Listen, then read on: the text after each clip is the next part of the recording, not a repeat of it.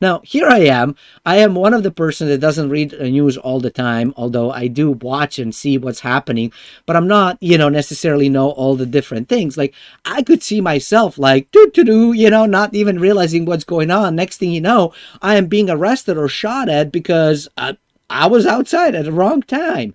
Now, mackerel, you go away for a couple of days and all kinds of things happen. Wars get started, inflation keeps on going up, and all kinds of crazy stuff. So in today's episode, we're really going to focus on the impact of what's happening right now in Russia, Ukraine, the impacts and the things that folks are doing. So let's get started and let's do this. Well, let's take a look. Obviously, you know that Russia, Ukraine has kind of started the whole war thing. Who's right, who's wrong? That's not my opinion. There's all kinds of geopolitical stuff that goes well beyond the time that we were all born.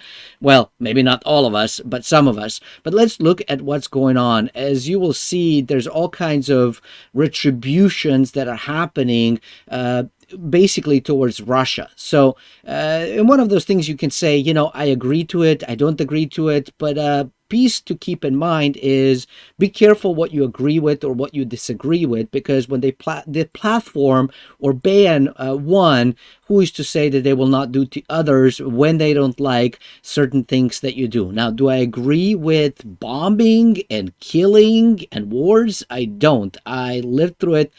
Done for it. Thank you very much. I would rather not see a single one in my life ever again.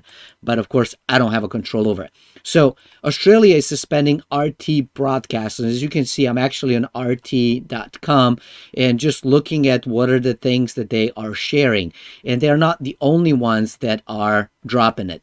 Meta / Facebook is barring Russian state media from running ads. Here's what they're saying, quote, "We are prohibiting Russian state media from running ads or monetizing on our platform anywhere in the world." Now, again, you may agree with it and say this is the right thing to do, not the right thing to do. But again, be careful, because if they do that to an entire country, what is to say that they are not going to do that to you and I, the little guys? And of course they do. Twitter also has a new policy. Now, they are temporarily suspending display of ads on platforms in Ukraine and Russia as declared effort to make people's safety a priority. Quote coming from them directly, "Proactively reviewing tweets to detect platform manipulation or other inauthentic behavior, and was cracking down on synthetic and manipulative media that provide false and misleading depiction of the conflict in Ukraine." P.S. by the way, apparently now there's a law that when you say certain things, you might be deemed a terrorist if it does not align with what the authorities want you to say. So you got to be very, very careful, and I will try to see if I can do that, but no promises made. So who knows? I might become a terrorist at some point in my life. Not that I'm planning on it. Russia's largest airline responds to U.S. suspension. Aeroflot suspended flights to London and the Irish capital Dublin in response to the British ban. And what was the British ban? Well, the Aeroflot will not be permitted to operate flights to or from United Kingdom until further notice. They basically have banned in the UK that Aeroflot will be able to land their planes in it. Now, again, you can agree with it, disagree with it. It's perfectly fine. The part of the challenge that I have is the people. All these politicians, all these military occupants, all these media, I will tell you, way back when you could go in and everything was about the beer sickness, right? And now you can barely find it. It's not even a thing. We've moved on. Meanwhile, it's still a thing as far as I know. I mean, I'm still required to wear masks when I go to certain areas and locales, and I'm required to isolate or quarantine or whatnot, right? But we don't talk about it now because, well, media has moved on and there's more money to be made on this particular story than other stories. Who knows? We might come back to it. We don't talk about inflation anymore. That's not a thing, Anyways, we'll talk about all of that stuff here on the channel and discuss it. But, part of my challenge is what it does to people. And when I say people, I don't mean the U.S. citizen or Canadian citizen, which don't even get me started with the Canada piece. I don't care where you're from. person is a person is a person. A human is a human is a human. And all of us are trying to make a better life for ourselves, to do business, to make money, to take care of our families, to learn something, to teach something, whatnot. And all of these things, yes, while you're quote unquote punishing the government, you're punishing the people. EU reveals maximum impact on Russia's sanction. EU leaders have agreed to introduce massive sanctions to Russia, targeting a wide range of economic sectors, including finance, energy, and transport, aviation, and space sectors.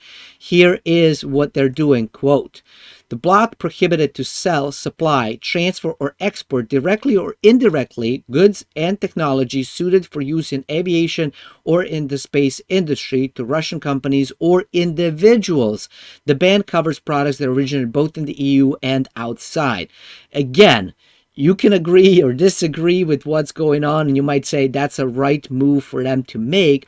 The challenge, again, that I have is that poor person that has started a business and somehow they were in manufacturing that had something to do with airlines, which there are companies that do that. So you have a company that is being affected, all of the employees, and those employees might not even agree with what's going on. They don't care about the politics. They don't care about any of that stuff.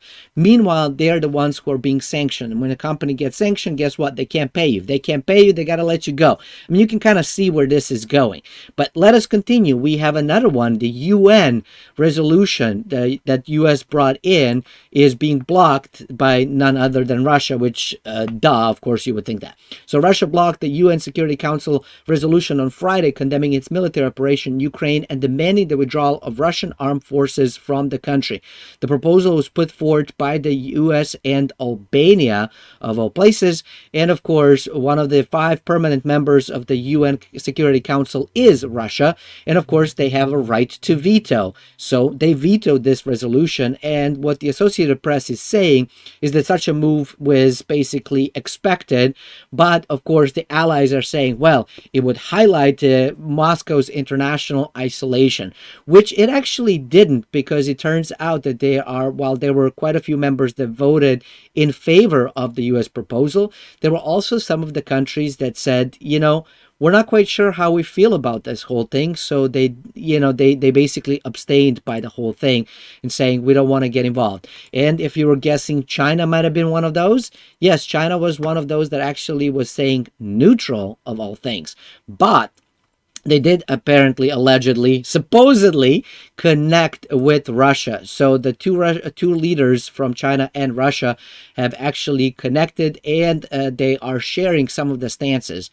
They shared their assessment of the situation on the international arena and agreed to further closely coordinate their sanctions and support each other in the United Nations and on the other international platforms.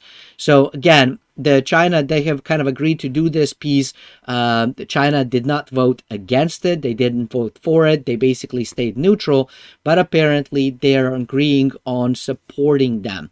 This is very scary for me, because as we look into some of the other pieces of what's going on, for example, that in the news we have found out that Biden is instructing the State Department to release up to $350 million in security assistance to Ukraine. And they have also, Biden, I guess, allegedly, supposedly, perhaps offered for the Ukraine's president to basically extract him. So this is one of the interesting pieces that while we're not involved, we're involved. This is the third drawdown of money. Previous orders have been for 60 million, 250 million, and now 350 million, putting the total over last year at over $1 billion. And again, this is an interesting piece where we are looking at the infrastructure of the U.S. and we're struggling here with the ridiculous gas prices, housing prices, food prices, inflation is raging. We are basically printing more money and giving it to other countries. Now, you can agree, you can disagree. Personally, I'm saying let's fix our own house. Let's help our own people. We have people that are struggling here. Now, granted, we might not necessarily be dying from the bombs, thankfully, at least not yet, and I hope we never do. But we do have people that are struggling that we should be looking to, potentially help our people. That's just me. Now, Speaking of Ukraine, apparently, allegedly, supposedly, Russia is only a few miles outside of Kiev at this moment, and the Kiev mayor is ordering curfews starting Saturday evening. So, starting today, they are going to basically imposing a curfew from Saturday evening that will run from 5 p.m. to 8 a.m., and it will continue until Monday, the 28th of February. So for the weekend, there's a curfew. But here's the part that kind of got me that I wanted to share with you. All civilians on the street during the curfew will be considered as members of the enemy's sabotage and reconnaissance group. Now, here I am. I am one of the person that doesn't read the news all the time, although I do watch and see what's happening, but I'm not, necessarily know all the different things. Like, I could see myself like, not even realizing what's going on. Next thing you know, I am being arrested or shot at because I was outside at the wrong time. Now, you're like, well, how can you not know? Well, not everybody watches TV all the time. Not everybody has a TV. Not everybody's paying attention to that stuff. Life happens. Emergencies happen. Your parent who is elderly maybe has fallen and injured themselves, and it's 9 o'clock at night, and they're only a couple of miles away from you. What you would let them just suffer in their home by themselves? No, you would sit in a car and go there to help them. And here you go, trying to help your parent, and now you're considered terrorists and an enemy, and you get arrested. So we're seeing similar rhetorics, regardless of the country, regardless of the place. And personally, I have all kinds of opinions and thoughts about the politics of the places. But one of the pieces that really irks me is, again, how people are paying for it. Now, let's look and see what's been happening with the markets from all this insanity. So first up actually has to do with, well, oil. On Thursday, when it shocked the world, the oil prices went well above $100 a barrel. And then, of course, the Western world didn't respond the way that everybody thought they would. So the prices have actually come down, and you can see that we are now in the 90s. So this is one of the changes that has happened. However, don't get too excited, because at the pump, well, the prices are still going up. National average for 1 gallon of gas has reached $3.59, up 33 cents so far this year. And of course, what has happened is that we are paying way more for it. And this is a national average. So that means in some areas, you can't get gas under $5. I think California might be one of those. I don't know. If you're from Cali, let me know. Hit me up. Let me know what are the prices, because they typically tend to be the highest over there. Now, the other piece that we also don't know of what's going to happen is, while the oil price has fallen down, there's still uncertainty, because while West, quote unquote, didn't react, although you're seeing they are reacting. They're putting sanctions, not just on the Russian leadership, but they're also putting sanctions on the Russian businesses, on the Russian people. I mean, if you're Russian, apparently, you better not be, because that's kind of where we are right now. Not that I have anything against Russians or anybody else for that matter. For me, again, the heart goes out to the people that are suffering more than anybody else. Don't worry, the leaders will clean up their hands, and somehow this is going to be disposed and put it on something else or somebody else's plateau and platform, and saying like, well, it wasn't me. I didn't do it. It wasn't me. What is that song? One of the pieces that also the wealthy are not going to necessarily suffer. They probably knew about this well beyond. I wouldn't be shocked if it's like, ring, ring. Oh, okay, it's the leader. Biden is calling me. We're going to do this. Hey, sell this stuff, buy this stuff. So it wouldn't shock me if a few months from now, we again see how some of the governors or senators and leaders of the free world, free as free one gets, I guess, make money while the rest of us end up suffering. Now, one of the interesting pieces is that while the oil prices have kind of gone up and then down, we've seen the gas prices and the cost of living doing all kinds of crazy tolls on our lives. The interesting piece that has happened within the markets, when I say markets, I'm talking about stocks and stuff, is that we did kind of go down, and then all of a sudden it went on up. And the crazy question is, why? Why would this happen? What in a world is going on? Why would that actually transpire and happen? Well, here's couple of pieces. Whenever something you think would make sense within the markets, within the equities, just do the opposite, and chances are more likely than not that you will be correct. Prime example. When they have a quarterly reports, they end up actually doing, you would think, when they report earnings that are really great, you would think that the stock would go up. So you were like, yes, I'm going to buy. Well, not so much. A lot of times it actually goes down. Crazy, I know. Same thing here.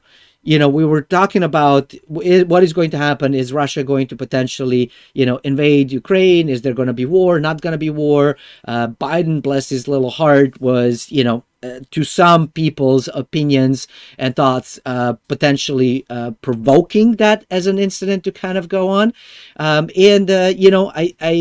Conspiracy or not, I don't know. Again, I have no clue what's going on. I'm not in those conversations.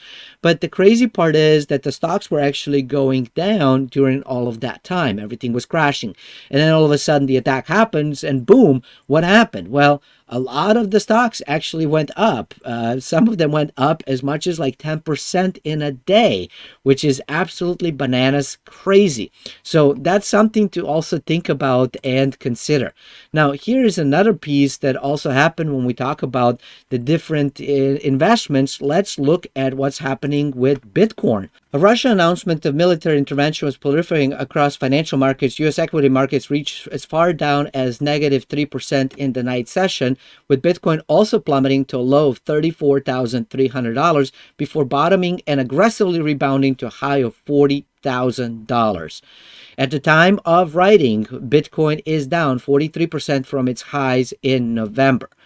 Gold initially popped and hit over a one-year high, touching $1,974 an ounce before dropping sharply in an inverse pattern from the U.S. equity markets and Bitcoin. And this is that crazy part that I was talking about, that while there was that uncertainty, everything was kind of going crazy. Gold was doing what gold is supposed to do. Everything else was kind of crashing and coming down within the equities. There was a lot of uncertainty. And then, of course, when the attack happened, the world didn't end. People went bananas, sold their gold, bought the equities. And that's why we saw this reversal. And you can actually see it on the chart right over here if you are following this on the YouTube channel. But basically, it's just a reversal, and I think everybody knows what the reversal looks like. As a result of the conflict, the markets have quickly priced in lower Federal Reserve Board rate hikes for 2022. This brings me to a potential conspiracy theory. I have no clue. Again, I cannot prove nor deny, which is why it's being called conspiracy theory. So if you're not into that kind of stuff, I'm not trying to spread FUD, but I'm saying, I know one of the things that we have been struggling in the U.S. is raise the rates, don't raise the rates. Here's part of the challenge that the Fed has. You raise the rates, you destroy whatever little bit of economy we have, because people won't be investing, people won't be buying homes, people are going to be struggling even more, because when you raise interest rates, that means that the cost of borrowing, which is what everybody's doing in order to make ends meet, unfortunately, goes up, which means we can't afford it. On top of that, the U.S. is so deeply in debt that they too would actually have to pay more, and they can't afford that either. So that's problem number one, right? So raise the interest rates and you crash the economy, right? There goes that. Or don't do it, and inflation continues on until who knows when. Now, here's the part about the inflation raising and the craziness about it. They could raise inflation, right? And even if they were to raise it, in order for it to raise it where we are seeing basically positive interest rates, because everything is negative right now, it would have to be above the inflation rate. So it would have to be well above 7.5%. So it would have to be at least like 7.75 or 8% interest rate, which is absolutely bananas crazy, because if the interest rate is at 8%, your mortgage rate is going to be double digits. Who in the world is going to buy a home if you're looking to spend, 15, 20% on the mortgage? Like right now we're saying, hey, 4%, and we're starting to freak out because we got used to that 1-2% low, which is unheard of. But it's not unheard of to actually see 15 to 18% mortgage rates. We've had them in the 80s, believe it or not. So even if you're looking, so now when we look at it globally, you can say, well, 4% is actually not that bad, even though it's worse than 2% that you've gotten could have gotten a year ago or so. So things have definitely shifted quite a bit. This is part of those interesting trends. And so now, with this whole potential war coming in, Russia, Ukraine, you have the rest of the NATO countries, the rest of the EU kind of stepping in and blaming Russia. Russia is starting to partner up with China. So you have two very, very powerful forces, Russia and China, potentially some others that we may or may not even know about at this moment, that are partnering up. Then you have US and the Western Europe at the other side of the spectrum. And now we're looking at potentially World War III. Now, I'm not saying it is going to happen, but it would be crazy not to think about that. That is not a possibility. It's not a potential. With all of that stuff happening, trying to raise the rates may not be necessarily the smartest move ever. So this kind of plays really well within the not raising the federal funds rate. A development that will be important to watch is if the Fed walks back the timeline for tightening monetary policy due to the outbreak of war in Ukraine. If history is any precedent, this could be very well the case as central banks cherish the opportunity to deflect responsibility for policy error and continue to ease markets. And I absolutely agree. And this is what I was sharing with you. So what does this mean for us when we're thinking about potentially investing, and where is the whole thing going? Well, obviously, I don't know exactly. I don't have a crystal ball. It broke years ago. But I do think that paying attention to what's happening and looking for ways to improve our wealth is an important thing to protect ourselves. So one of the things, obviously, is keep on working on your physical and emotional health. I think that's the number one thing that we all should be focusing on all the time, regardless of what's happening. The other side is look what you can do for your money, with your money, when it comes to investing. So obviously, gold is really good when we're talking about inflation.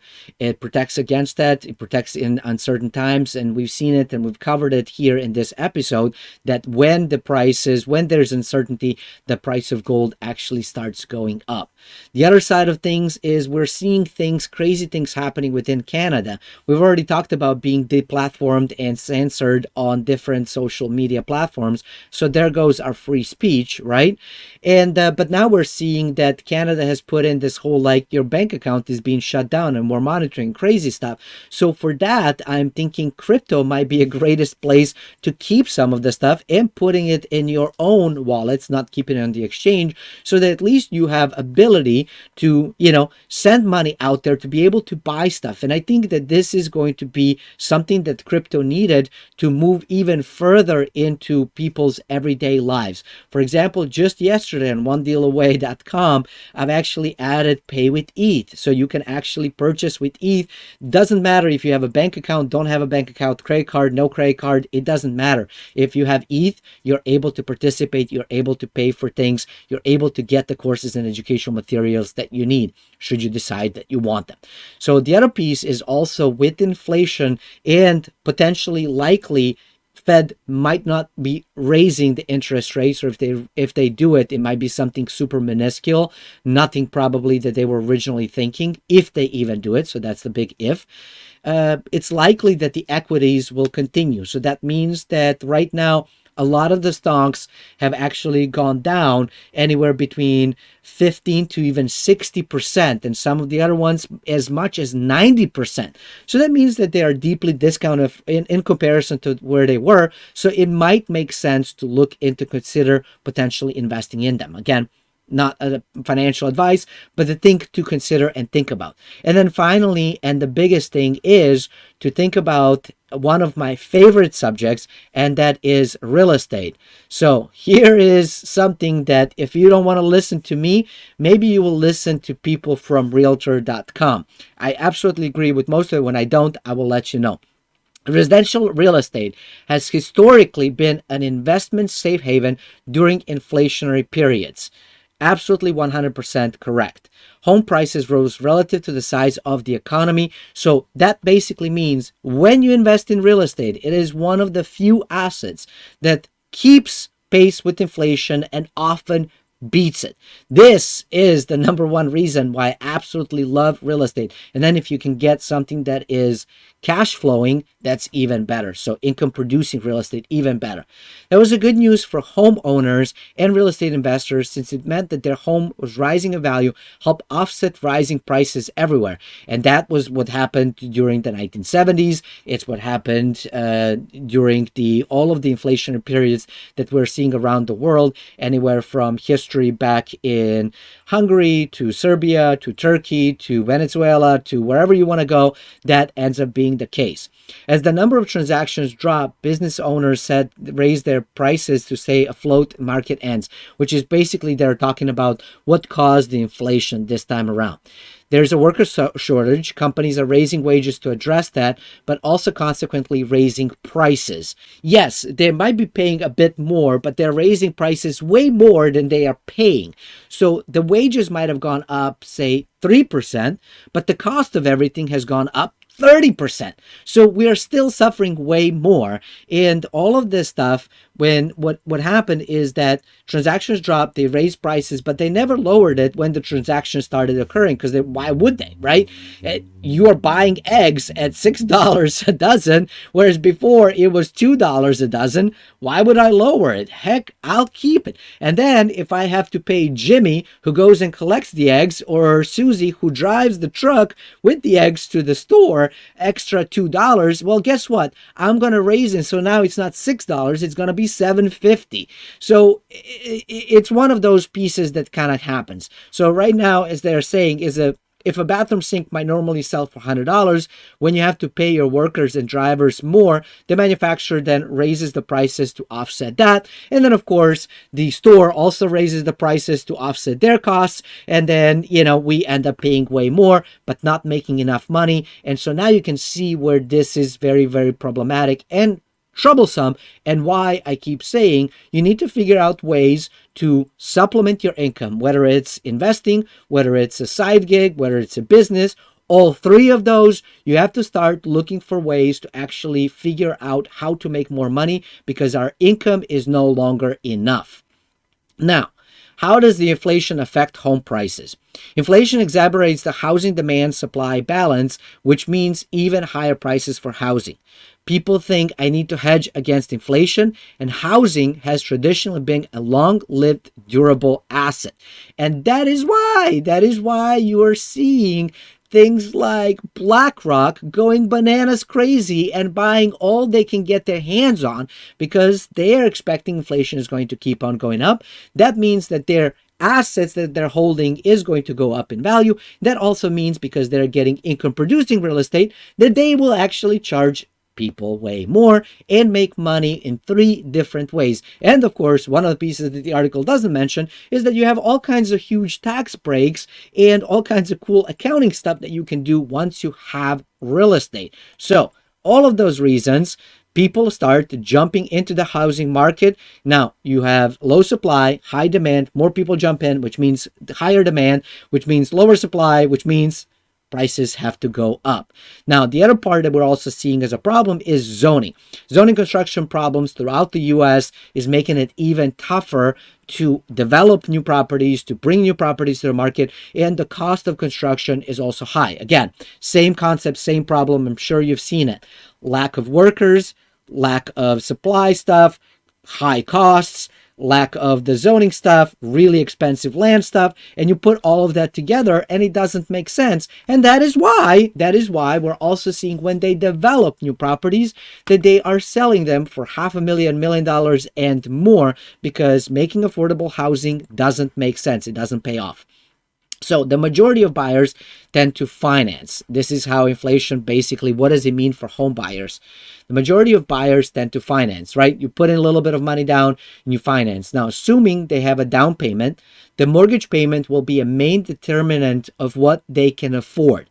Mortgage rates tend to move in tandem with inflation, so mortgage rates will rise.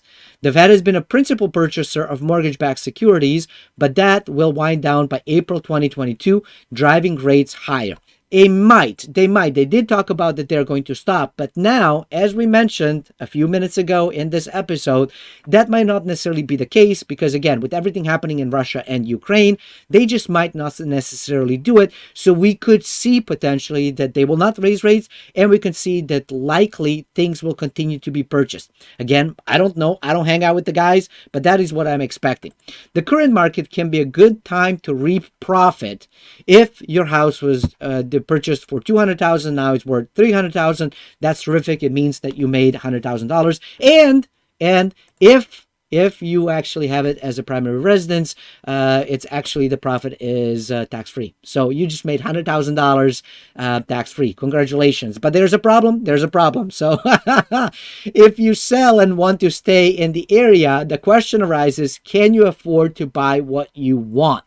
And this is the reason why people are not necessarily selling their property, which is why we're also seeing that, hey, while yes, the prices are ridiculous and you might get letters and emails from realtors and mortgage brokers and everybody saying like, hey, sell a house, sell a house. You're like, great, I would love to make money out of it. But where the heck am I going to live after that? Because I kind of want to stay in the area, and if I sell this, what do I buy? Because there's not much out there, and the prices are redunculous. So that's part of the challenge that we are seeing right now. So some of the folks are looking to see, can they necessarily refinance, which brings us to mortgage. So let's talk about the mortgage. The big question that will affect real estate market is where mortgage interest rates go next.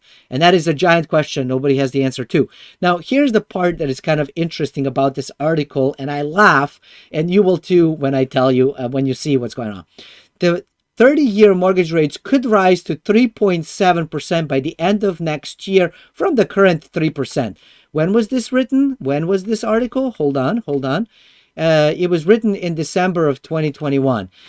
So here we go. This was the December 2021. They're saying the mortgage rate could rise to 3.7% by the end of 2022. We are in February, not even, well, tail end of February. And right now, do you know what the mortgage rate is? Are you ready to find out? Look at this thing. Oh, it's actually 3.9 something. So we're almost at 4%. So that basically means that, well, they were expecting correctly. They just didn't expect it correctly. I believe it's going to go above 4 in the near future, but that's just me. For homeowners who have extra cash on hand, it's a good time to jump into the market as you look to hedge against inflation during the moment when the money isn't go as far as it used to. And I absolutely agree with it. And yeah, so this is the crazy part that we are seeing right now.